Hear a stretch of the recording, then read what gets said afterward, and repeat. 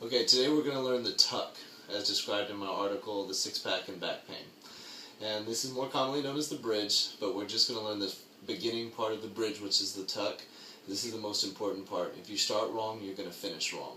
So we really want to get this down before we even think about advancing to the bridge. So a few things I want you to remember when you're doing this exercise. First thing, I want you to pull your heels all the way to your butt. And pulling your heels to your butt, I want you to keep your feet firmly in the ground, so your big toe is on the ground. And I want you to squeeze your hamstrings. So you're going to really squeeze your hamstrings tight right here, and make sure your glute is activated just slightly. So you're going to be solid in your lower half. Your upper half, your chest needs to be up, your lats need to be locked down. So you should feel pretty solid in this position.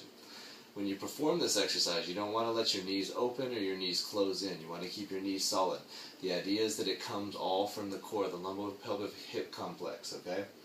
I want you to make sure when you breathe, we're going to breathe in through your nose, and we're going to fill up our balloon our diaphragm like a balloon. And then when we exhale, we're going to pull our belly button all the way down to our spine. Inhale, fill up like a balloon.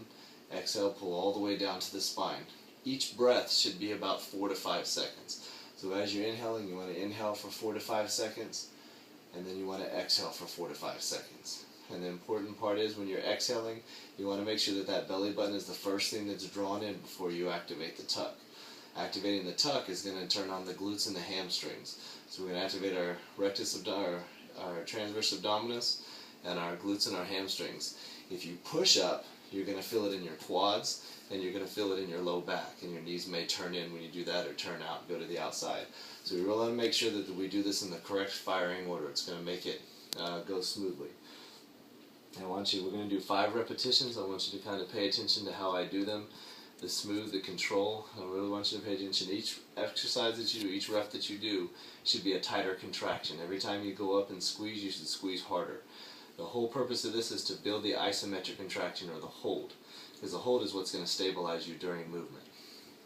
Okay, let's do 5 reps. I'm going to make sure that my feet are down, my hamstrings are tight, my legs are solid, my chest is up, I'm locked down.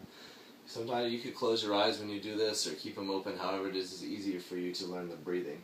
The breathing is the hardest part, so if you can't get it down, don't get discouraged. It's the motion that I'm really worried about, is the tucking motion.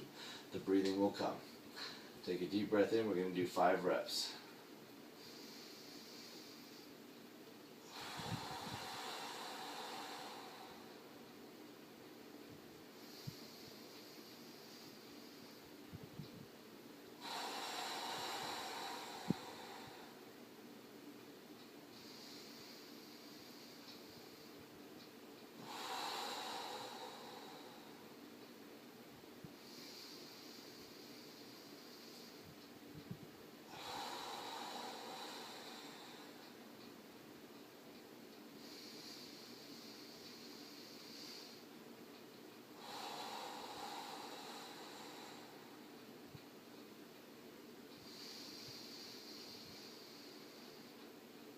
I want you to perform 15 to 20 reps, and you really got to feel it in your abdominals, and really in your glutes and your hamstrings should be the 2 biggest parts. If you're feeling it in your lower back, you're feeling it in your quads, it's because you're not quite getting the tuck down and you're doing more pushing.